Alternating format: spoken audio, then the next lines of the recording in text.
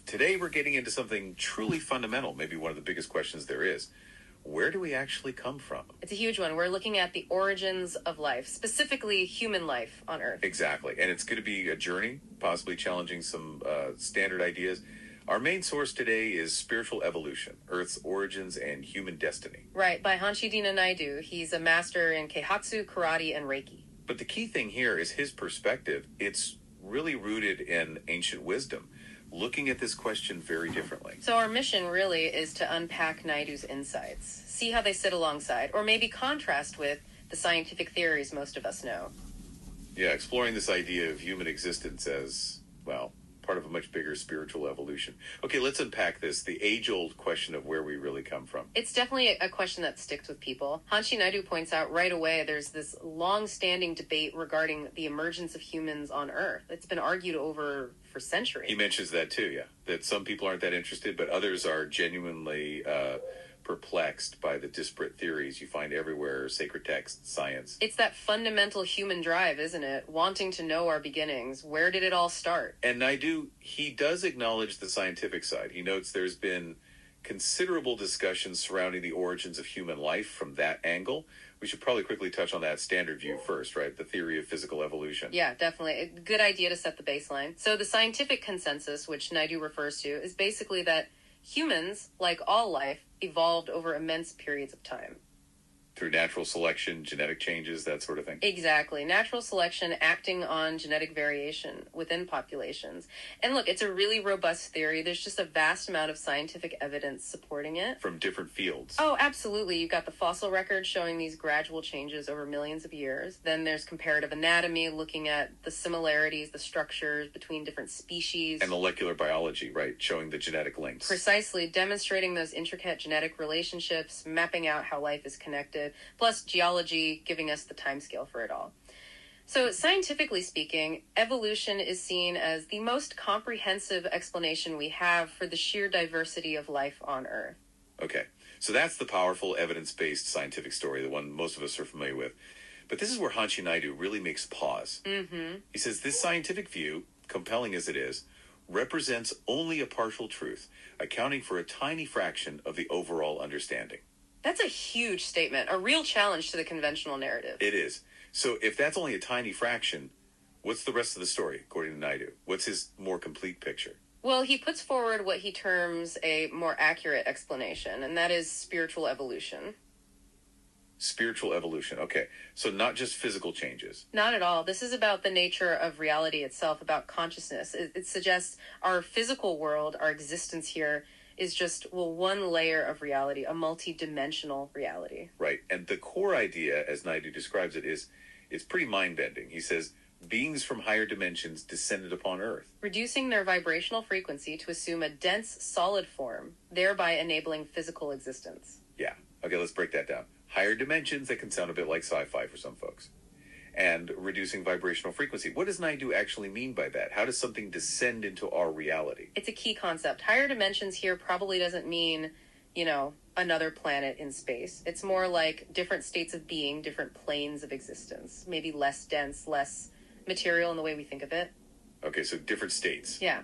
And reducing their vibrational frequency, that's the mechanism, if you like. It suggests these beings lowered their energy state, slowed down their vibration, which allowed them to condense, to manifest in our denser physical world. Like turning gas into liquid almost, but on a cosmic scale. Sort of, yeah. It implies our solid reality is just one specific lower frequency state. It's not the only one, and maybe not the ultimate one. That really does shift how you think about solid and real. And the Naidu uses some stories, some analogies, to help illustrate this idea that matter isn't as fixed as we assume.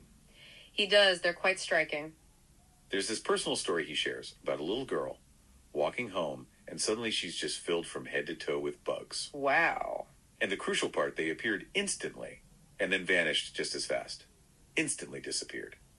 What does an experience like that suggest about reality? Well, assuming it's reported accurately, it fundamentally challenges our everyday ideas about how matter work, doesn't it? Things don't just pop into existence and pop out again in our normal experience. Right. Things take time. They follow processes. Exactly. So if something can manifest and dematerialize instantly, it suggests that what we see as solid might be more malleable, maybe even temporary or illusory under certain conditions, or perhaps accessible in different ways by beings operating differently. It definitely opens up possibilities beyond our usual physical laws. And it's not just that one story. He brings in another account from Kihei Sakamoto Shihan. Ah, yes, the visit to the yogi in India. That's the one.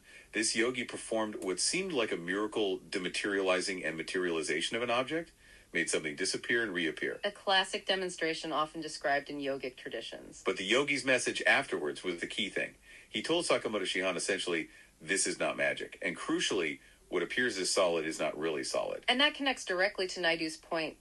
This ancient wisdom, this insight from deep spiritual practice, suggests our senses might be giving us a limited view of reality's true nature.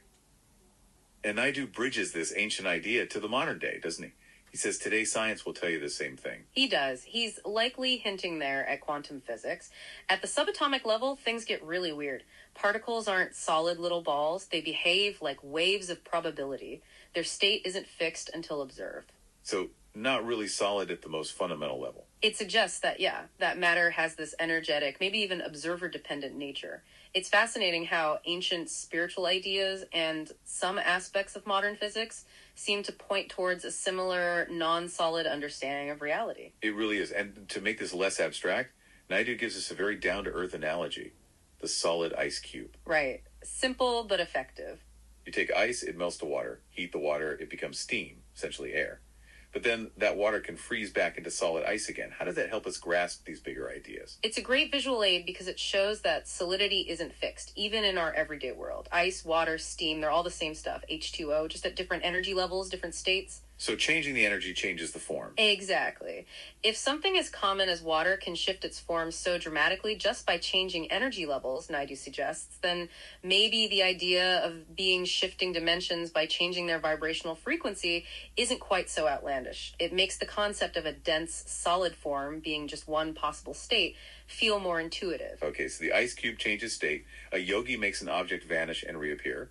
Naidu seems to be saying these are glimpses of a much larger potential. Yes, hints at what's possible with a deeper understanding or perhaps mastery of reality. He mentions great yogis in India can dematerialize any physical object within reason and materialize it. And he scales it up with examples from different traditions. He does. He points to stories like Jesus materializing fish and loaves to feed crowds, or turning water into wine in the biblical accounts. Actions that seem to defy our understanding of conservation of matter and energy. Completely. And then he mentions another story, a great Swami in India apparently turning water into petroleum. Whoa.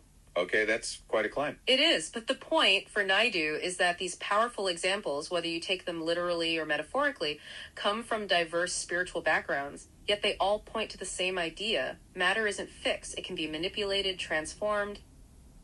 By consciousness.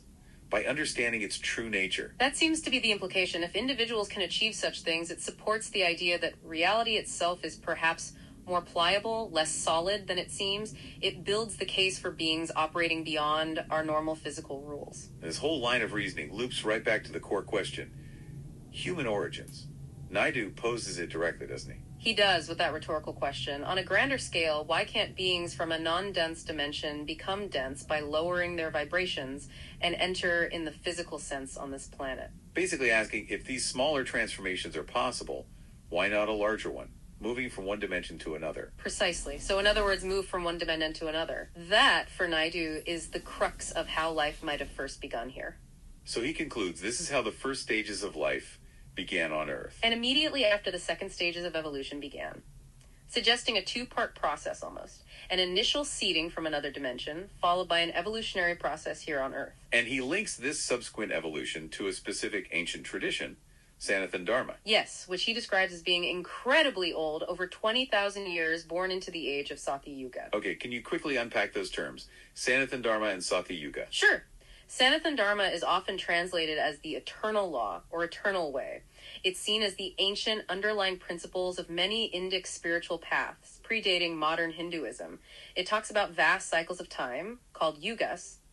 And Satya Yuga. Satya Yuga is considered the first and best of these ages, a golden age of truth, harmony, virtue, a time of high spiritual awareness. So Naidu is placing the start of this whole process in a very enlightened, spiritually potent era. So, according to the Sanathan Dhamma perspective, what happens after these higher beings initiate life? What's the second stage of evolution look like? It's described as a continuous evolution of consciousness, not just physical form. It apparently started almost concurrently with that initial arrival. So, not just biology, but consciousness evolving. Right. The progression is often described as moving from mineral or rock, evolving into vegetation, then into insect life, then animal, and finally reaching the human form. Each stage represents an increase in complexity and, importantly, consciousness or awareness. Like souls journeying through different forms. That's a common interpretation, yes. An energetic essence gaining experience and evolving through successive stages and incarnations. And Naidu says it doesn't end with us humans. That's the really striking part. He states clearly this process does not terminate at the human stage, as humans evolve into cosmic and divine beings. Yeah, that's a profound extension of the evolutionary idea. It suggests humanity isn't the end, but a stepping stone.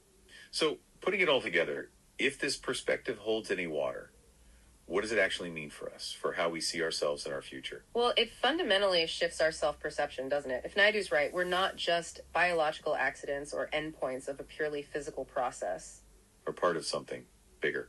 A journey. Exactly. Active participants in a conscious spiritual unfolding across dimensions. Our human form becomes maybe a temporary vehicle, a particular stage in a much grander developmental path towards higher states of being cosmic, even divine. The implications for our potential, how we live, they're huge. Absolutely. It reframes purpose, potential, maybe even our connection to the planet and the universe. It suggests divinity isn't just out there, but an evolutionary potential within us. Wow. Okay, what a trip. We started with the solid ground of scientific evolution fossils, genetics, natural selection. A powerful framework. But then Hanshi Deena Naidu took us somewhere else entirely. Into spiritual evolution, higher dimensions, vibrational frequencies. The idea that reality isn't as solid as it looks. We heard those compelling stories, the girl and the bugs, the yogi dematerializing things. Right, and the analogies like the ice cube changing states. All building towards this idea that beings could potentially shift dimensions, lower their vibration, and manifest here to start life. And then connecting that to Sanathan Dharma's view of evolution as a progression of consciousness, rock, plant, animal, human. And crucially, beyond human, towards cosmic and divine states. It's a vastly different picture of our origins and destiny. It really is. It broadens the whole discussion, suggesting maybe our standard scientific lens, while valuable, might be missing a huge piece of the puzzle. Naidu's core message seems to be that our perceived reality, including linear evolution, might be just one layer, maybe even illusory in some ways. Encouraging us to look beyond the usual boundaries. Yeah, to consider a spiritual, energetic basis for existence, to rethink what's real, how life originates, and maybe see the universe in more holistic, multidimensional way. And Hanshi Naidu leaves you listening with a really direct challenge, a question to ponder.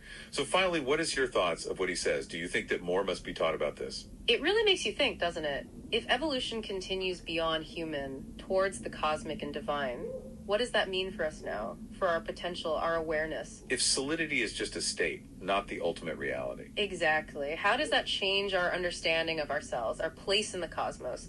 Could it unlock potentials we haven't even dreamed of? It really blurs those lines between science, spirituality, and what might be possible. A lot to chew on there.